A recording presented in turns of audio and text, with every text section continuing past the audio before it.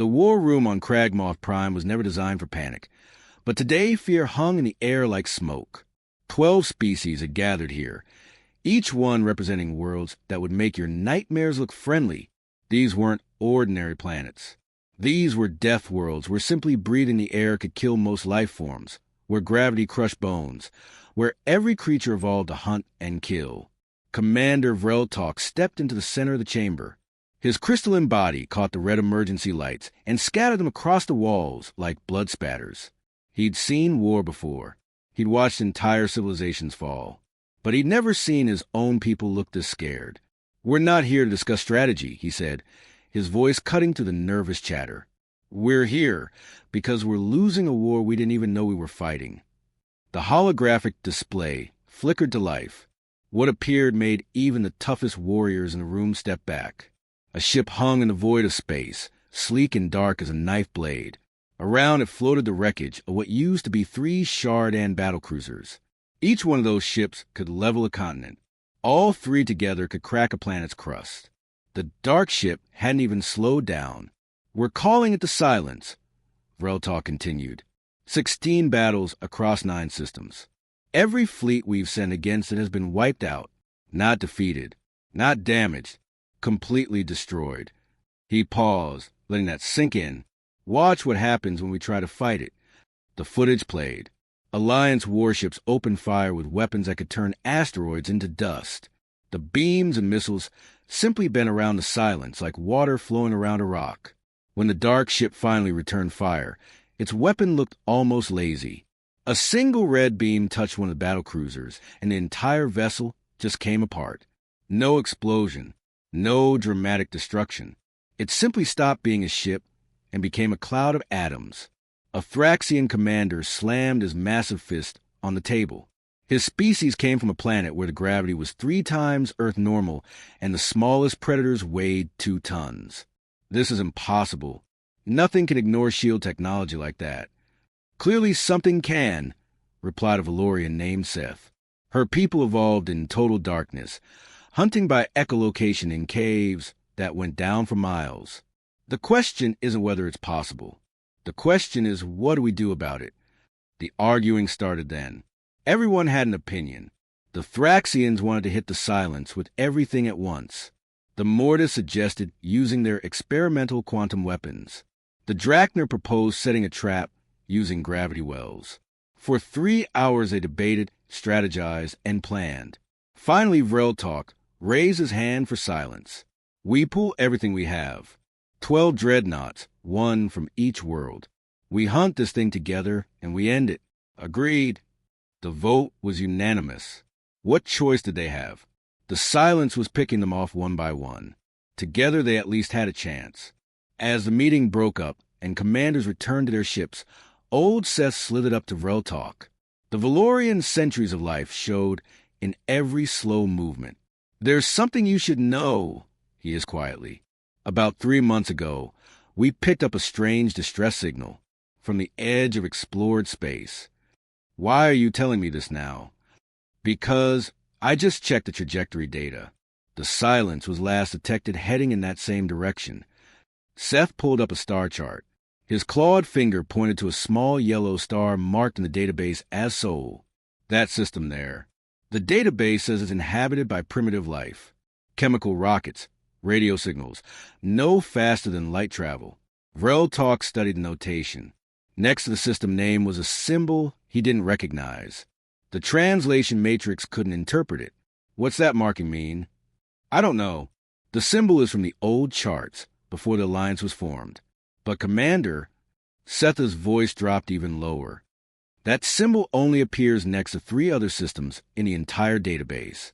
All 3 of those worlds killed every expedition we ever sent to explore them. You think this Sol system is dangerous?" "I think that symbol is a warning, and I think we're about to find out why." Vreltalk dismissed the concern. They had bigger problems than some primitive species playing with rockets. The Silence was destroying their fleets. A warning symbol from ancient charts seemed insignificant by comparison. Within 6 hours, the 12 dreadnoughts assembled. Each one represented centuries of weapons development, shield technology, and tactical experience. Together, they formed a battle group that had never been defeated. They called themselves the Hammer of Kragmoth. As they prepared to jump to hyperspace, Vreltalk looked at the fleet roster. Over 50,000 warriors from 12 different worlds. Enough firepower to conquer 100 systems. Surely it would be enough. The ships vanished into faster-than-light travel, leaving Kragmoth Prime behind. Old Seth watched them go from the observation deck, his ancient eyes reflecting the stars. He whispered something in his native language, a prayer his grandmother taught him, roughly translated. It meant, "May you return wiser than you left." Deep in the database, unnoticed and unread, the warning symbol next to Sol System pulsed softly in the starlight. The Vorten Nebula looked beautiful from a distance. Clouds of stellar gas glowed in shades of purple and blue, lit by dying stars. Up close, it was a nightmare for any military commander. Sensors went haywire. Communication signals scattered in a dozen directions. You could hide an entire fleet in there, and nobody would know until weapons started firing. Commander Vreltalk stood on the bridge of his flagship, the Crystalline Fury, watching the nebula on his view screen. Somewhere in that cosmic fog was a silence. His tactical team had tracked it here after following debris trails and energy signatures across 3 systems. This was it, the moment they'd been preparing for. "Split the fleet into 3 attack wings," he ordered. "Thraxian dreadnoughts take the hammer position. You're the anvil. Hit hard and don't stop. Valorian stealth ships, you're our daggers. Stay hidden until you can strike at close range. Shardan vessels remain at the center for coordination and sensor support." His officers acknowledged the orders. It was a perfect formation, one they'd used successfully for decades. The heavy ships would draw attention and absorb damage. The stealth ships would exploit any weakness. The sensor ships would ensure nobody got surprised. Against any normal enemy, it was unbeatable. The silence wasn't a normal enemy. They didn't even see it coming. One moment the sensors showed empty space. The next moment the silence was just there, emerging from the nebula like a shark rising from deep water. Before the Thraxian commander could give the order to fire, the dark ship moved. What it did next shouldn't have been possible. The silence turned 90 degrees without slowing down. No deceleration, no curve to the turn, just an instant change in direction that would have turned any crew into pace from the G-forces. Then it fired. The lead Thraxian dreadnought, the Warhammer, had shields that could withstand a supernova's radiation. The silence's red beam punched through them like they were made of tissue paper. The beam carved through the ship's hull, through its reactor, through its engine core. The Warhammer didn't explode. It just stopped working. 20,000 tons of metal and 1,500 crew members dead in 3 seconds. All wings converge. Vreltalk shouted. Pattern Delta 9. The remaining ships move with precision. They drilled this formation 1,000 times. Overlapping fields of fire that left no gaps. Shield coverage that protected damaged vessels. Missile salvos timed to overwhelm any point defense system. It had broken pirate armadas and stopped full-scale invasions. The silence made it look like a child's game. It phased. That was the only word for it. The missiles reached where the ship was, and suddenly it wasn't there anymore. It reappeared 3 kilometers away, right in the middle of the formation where the Alliance ships couldn't fire without hitting each other. When they tried to adjust, the silence used their own weapons against them. It positioned itself so their shots struck friendly vessels instead. 2 Valorian stealth cruisers tried to flank it. These were ships designed to be invisible, to strike from nowhere and vanish. The silence detected them instantly and destroyed both before they could even charge their weapons. The Valorians had spent 200 years perfecting stealth technology. It meant nothing. An hour into the battle, 3 dreadnoughts were crippled and drifting. Another hour passed, and 5 more were destroyed completely. Vreltalk watched his fleet die and couldn't understand how. They were using tactics developed over centuries. They had superior numbers. They had weapons that should work. Nothing worked. But then Vreltalk noticed something strange. The silence wasn't trying to destroy them all. Every time it had a killing shot on a flagship, it fired somewhere else. Every time it could have wiped out a damaged vessel, it let them limp away. It was hurting them, pushing them in a specific direction, away from Alliance base, toward the Galactic Rim. "It's driving us somewhere," he said aloud. His tactical officer looked at him in confusion. "Pull up the star chart. Show me what's in the direction we're being pushed." The answer made his crystalline body pulse with dread. The Sol system, the one with the strange warning symbol. "Break formation," he commanded. "Emergency jump any direction away from." The silence fired something different this time. Not a weapon meant to destroy, but something that twisted space itself.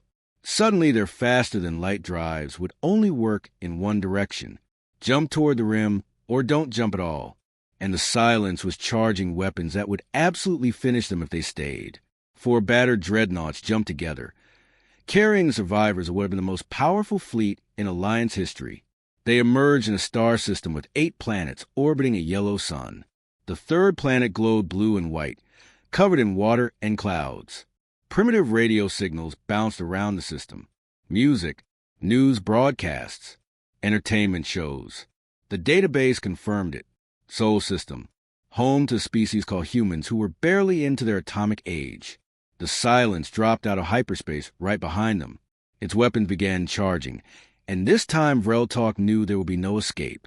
This isolated system on the edge of nowhere was where the Deathworld Alliance would make its final stand, where they would die light years from home, with only primitive aliens as witnesses.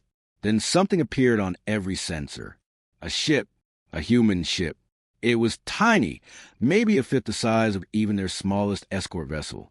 Its hull was patched with obvious repairs. Its weapons looked ancient, chemical rockets and simple energy weapons that his people had stopped using centuries ago. The ship moved between them and the silence. A transmission crackled across all frequencies, translated awkwardly by the universal language system. "Unknown vessels. This is Commander Jack Reynolds of the United Earthship Defiant. You are in Earth space without clearance.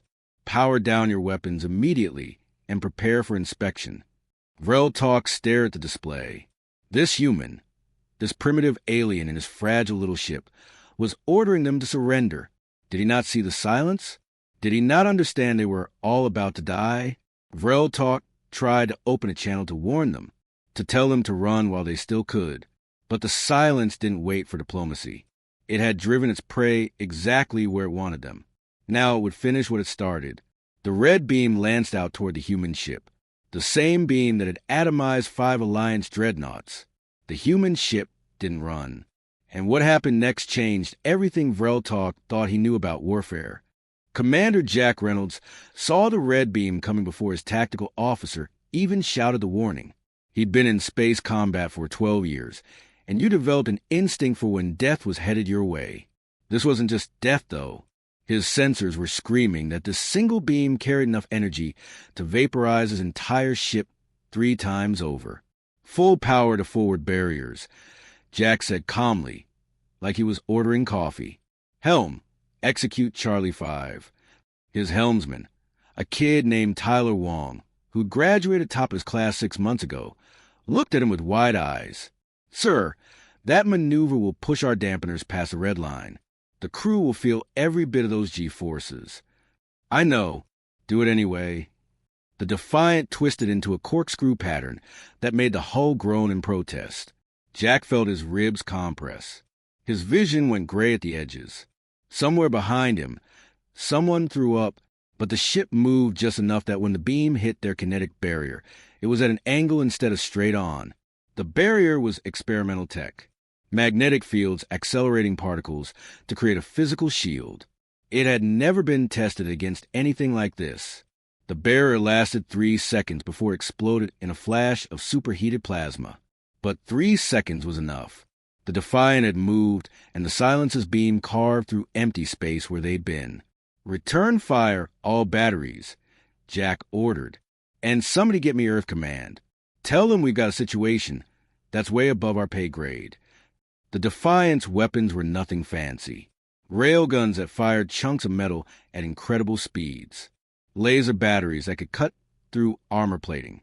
Simple stuff that humanity had been using for 50 years.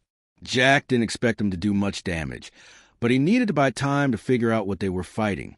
On the Alliance flagship, Commander Vreltalk watched in stunned silence. The human ship should be debris right now. Instead, it was fighting back. And worse, it was doing things that made no tactical sense whatsoever. The humans were flying too fast, turning too tight, taking risks that should be getting them killed. But somehow it was working. Every time the Silence predicted where the Defiant would be, the humans did something unpredictable. They'd fake a retreat, then suddenly reverse course. They'd charge straight at certain death, then veer off at the last possible second. It was like watching someone win a knife fight by doing everything wrong. "Pull up their species file," Vreltalk ordered. "I need to know what we're dealing with." His tactical officer pulled up Earth's entry in the Galactic database. What appeared on the screen made Vreltalk's crystalline body pulse with something he hadn't felt in years. Fear, Earth, Deathworld classification, Tier 12, the highest possible rating. Gravity that would crush most species. An atmosphere so corrosive it literally rusted metal. A biosphere with 6 billion apex predators, all belonging to one species. Species, human. No natural weapons. No armor. No claws or fangs. They survived by being too stubborn to die. They hunted prey by literally following them until the prey collapsed from exhaustion. When that wasn't enough, they made weapons. First rocks, then metal, then nuclear bombs that could end all life on their planet. History. Constant warfare for 10,000 years. They'd fought each other in conflicts that killed millions. They'd developed weapons that could crack continents. Then somehow they'd stop fighting each other and unified, not because they became peaceful, but because they decided cooperation was more efficient. "By the void," Vreltalk whispered. "They're from a Tier 12. 3 more human ships dropped out of FDL. A destroyer called Vengeance, a frigate named Relentless, and something labeled a diplomatic courier called Olive Branch that was absolutely covered in weapons. That last one made Vreltalk laugh despite everything. Humans named a warship after a peace symbol. The 4 human ships moved together like they'd been doing this for years. They covered each other's weaknesses, coordinated fire, without seeming to communicate, and adapted to the Silence's tactics in real time. It was beautiful and terrifying. Jack's voice came over all frequencies. "Unknown hostile vessel, you just made a big mistake. You attacked a United Earth ship in our home system. We don't know what you are, and honestly we don't care. Stand down now, or we'll teach you why Earth doesn't play nice with bullies." The Silence responded by unleashing everything it had. The same weapons that had destroyed 16 Alliance fleets. Beams that bent space. Missiles that phased through shields. Energy weapons that shouldn't exist according to known physics. The human ships tanked hits that should have destroyed them, kept fighting with half their systems offline, and refused to retreat even when their hulls were breached and venting atmosphere. One of the human frigates took a direct hit that tore off its entire port side. It kept shooting with its remaining weapons. "They're insane," Vreltalk's tactical officer said. "No," Vreltalk replied quietly. "They're protecting their home. There's a difference." Lieutenant Ashley Morgan on the Defiant was running damage control while simultaneously firing weapons. She'd been a school teacher before joining the military. Now she was calmly reporting that their starboard reactor was at critical levels while she launched another salvo of missiles. "Captain, recommend we try pattern Chaos 7, she said. Jack almost laughed. Chaos 7 was a pattern where they made their movements so random that even they didn't know what they'd do next. It was considered a desperation move. "Do it," he said. The human fleet started moving in ways that appeared completely random. Sudden stops. Illogical turns. Weapon fire aimed at empty space that somehow hit the Silence when it moved there. It was chaos as a weapon, and the Silence's predictive systems couldn't handle it. For the first time since the battle started, the Silence seemed confused. Its adaptive algorithms were designed to counter logical tactics. But how do you counter someone who throws logic out the airlock and fights on pure instinct? The answer was you can't. And the Silence was learning that the hard way. But then something changed. The dark ship stopped trying to adapt. It stopped trying to predict. Instead, it started charging something that made every sensor on every ship screen warnings. Energy was building around the silence that registered off the scale. Space itself was bending inward toward the vessel. "What is that?" Jack demanded. Vrel Talk's panicked voice came over the communication channel. "It's a reality cascade weapon. It will tear apart space-time itself. You must evacuate immediately." Jack looked at Earth hanging in the view screen, home to 8 billion people. His daughter was down there, probably at school right now. His parents in their retirement home in Colorado. Every person he'd ever known. "Negative," Jack replied. "This is our home. We don't run." The battle had been raging for 3 hours when Commander Vreltalk's analysis team finally finished their deep dive into Earth history. What they found made the ongoing fight outside make terrible, perfect sense. The lead analyst, a young Shardan named Kreth, approached with a data pad that was practically smoking from overuse. "Commander, you need to see this," Kreth said, his crystalline form flickering with agitation. "I've reviewed Earth's complete biological and historical records. Sir, we've made a terrible mistake calling ourselves Deathworld survivors. Compared to humans, we're practically from Paradise worlds." Vrel Talk pulled up the data and started reading. With each line, his understanding of what was happening outside shifted completely. Earth wasn't just hostile. It was actively trying to kill everything on it. The gravity was strong enough that most species would need mechanical assistance just to stand upright. The atmosphere contained oxygen at levels that were literally toxic to 70% of known life forms. The weather was violently unpredictable, with storms that could level cities and temperature swings that went from boiling to freezing. But the real horror was the humans themselves. They had no natural weapons. None. A human infant was weaker than almost any other species young. They couldn't run as fast as their prey. They couldn't see in the dark like the predators that hunted them. Their sense of smell was pathetic compared to other mammals on their own planet. By every logical measure, they should have gone extinct millions of years ago. Instead, they became the most successful predator in their planet's history. The secret was simple and terrifying. Humans just didn't stop. They invented something called persistence hunting. They would pick an animal and just follow it. Not chase it, just follow. For hours. For days sometimes. The prey would run and hide, until eventually it collapsed from exhaustion. Then the humans, still fresh because of their insane endurance, would walk up and kill it. They sweated. That was their superpower. While other animals overheated and had to stop, humans just kept going, cooling themselves by leaking water through their skin. It sounded ridiculous until you realized it made them nearly unstoppable. But physical endurance was just the beginning. When hunting wasn't enough, they made tools. They took rocks and made knives. They took sticks and made spears. They discovered fire and used it to cook food, forge metal, and burn down forests to create farmland. They domesticated wolves into dogs. They turned wild grass into wheat. They took everything around them and weaponized it. Then came their history of warfare, and that's when Kreth's report became truly frightening. Humans have been fighting each other for their entire recorded history, not occasional skirmishes. Constant, brutal warfare that evolved alongside their technology. They fought with rocks, then swords, then gunpowder, then chemical weapons, then nuclear bombs that could end their entire civilization. The database had records of something called World War II. 60 million humans died in 6 years. That was more casualties than most species had in their entire military histories. And they did it to themselves. They developed weapons that could kill every living thing on their planet 12 times over. They built submarines that could hide in their oceans for months, carrying missiles that could turn continents to ash. They created diseases in laboratories that could wipe out populations. They even figured out how to split atoms and turn that into bombs. And then somehow, impossibly, they'd stopped. They looked at their weapons and their history and decided that cooperation was more efficient than competition. They formed a unified world government, not because they became peaceful, but because they realized they were either going to unite or destroy themselves, and humans were too stubborn to accept extinction. "Look at this part," Kreth said, highlighting a section. "They have something called the Geneva Conventions, rules for warfare.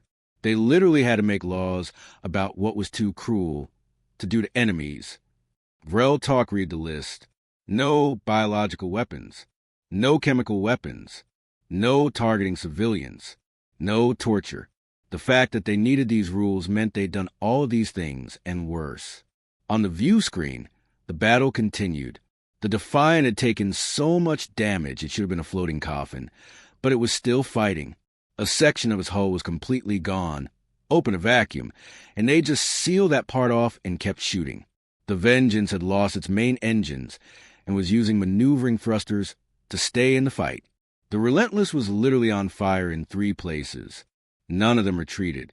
They're not fighting out of fear, Vrel Talk realized. They're angry. We brought a threat to their home, and they're furious about it. That was the key insight. Most species fought to survive. Humans fought on principle. The Silence had violated their territory, threatened their planet, and that was unacceptable. It didn't matter that they were outgunned. It didn't matter that they were taking massive casualties. Someone had challenged them at home, and they would die before they backed down. Lieutenant Ashley Morgan's voice came over the Defiant's open channel as she rerouted power from life support to weapons. Sorry, folks.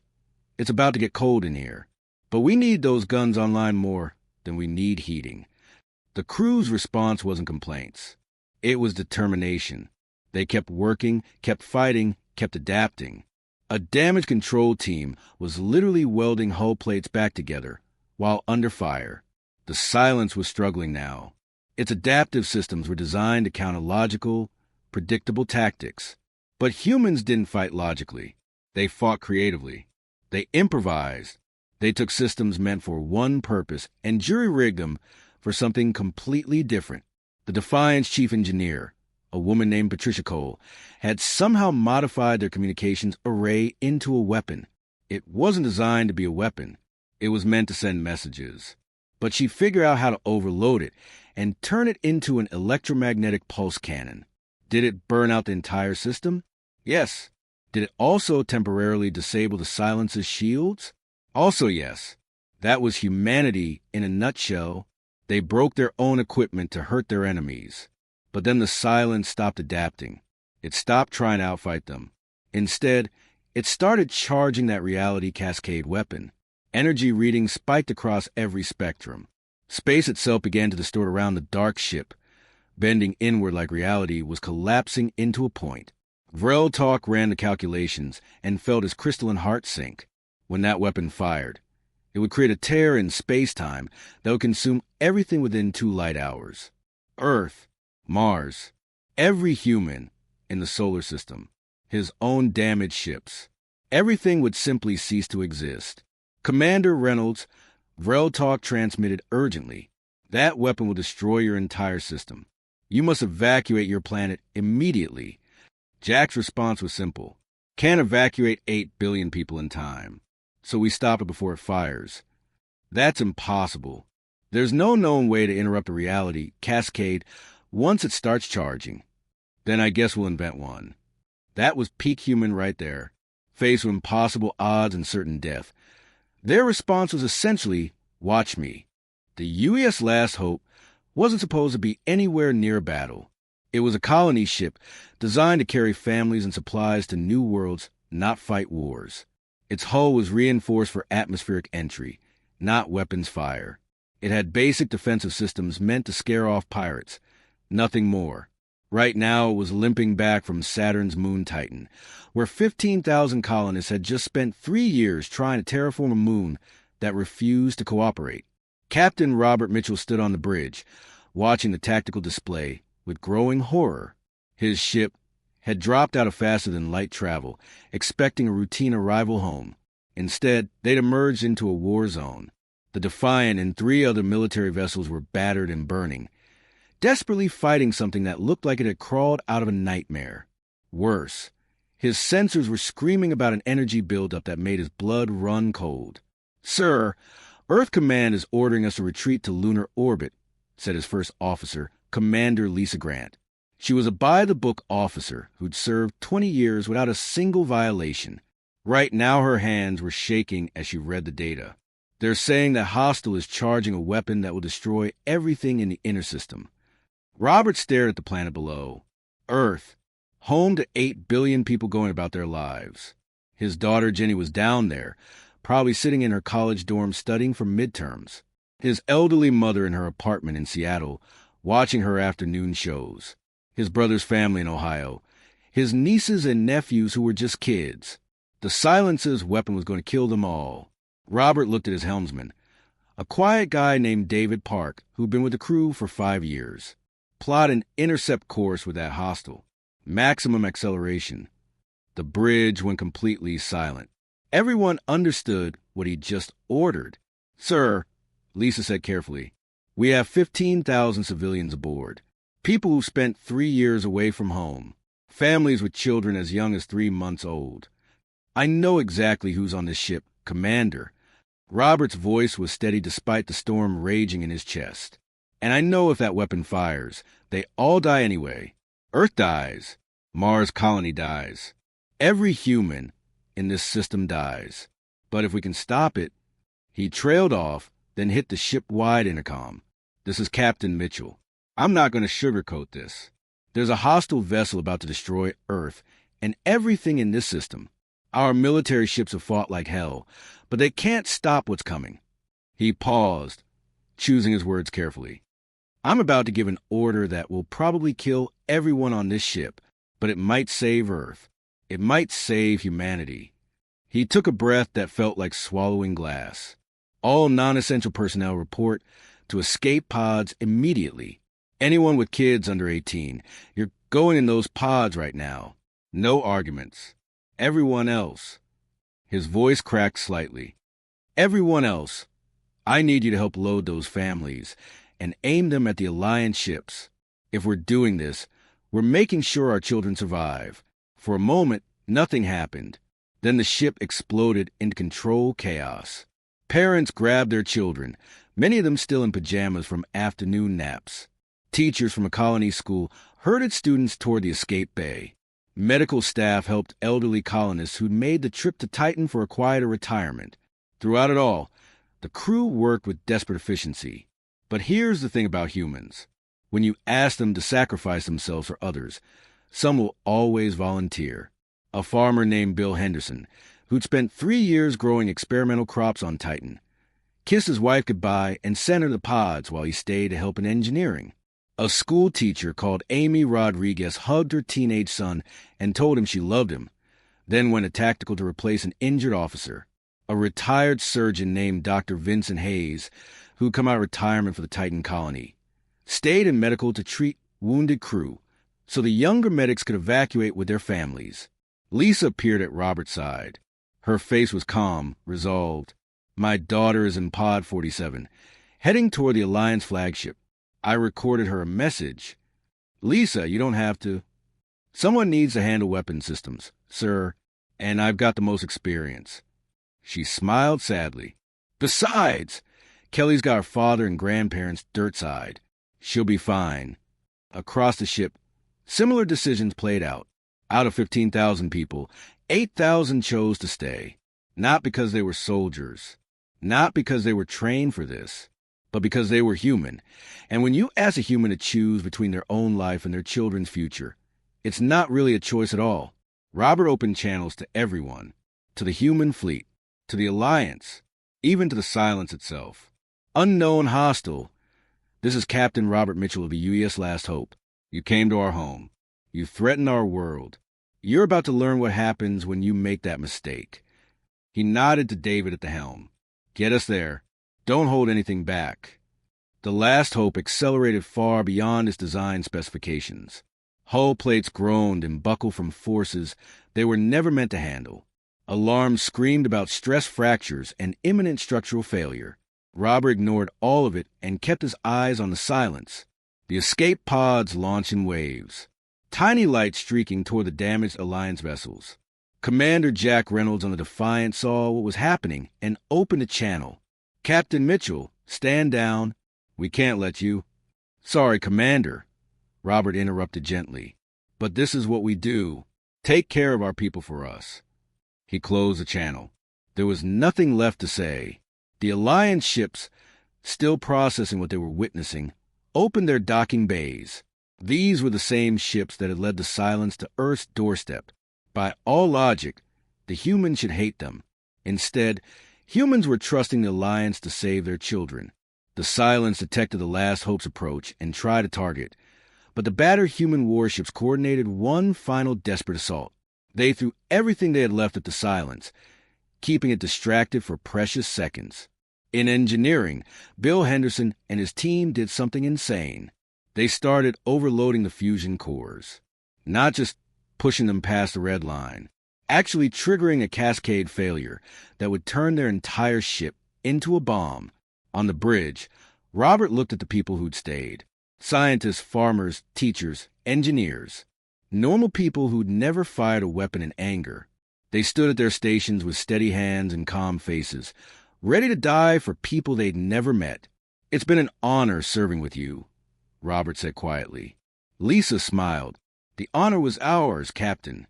The Last Hope struck the Silence at a significant fraction of light speed. But the collision was just the opening act.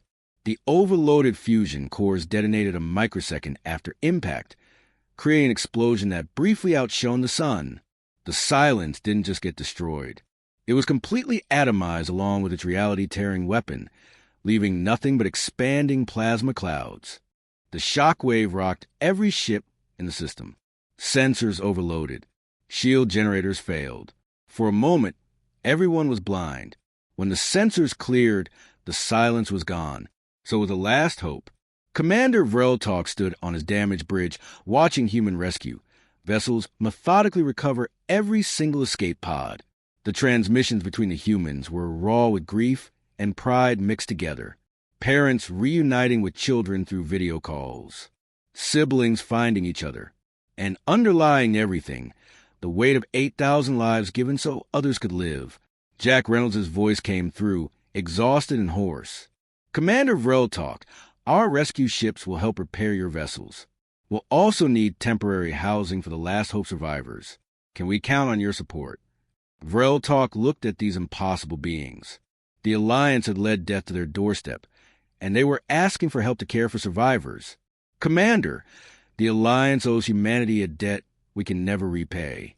We'll care for your people as our own. And when you're ready, we'd like to discuss a real alliance."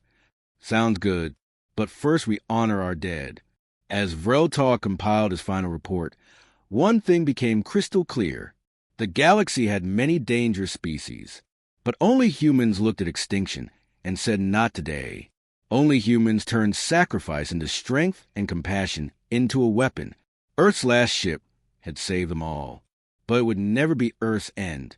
Not while humans drew breath.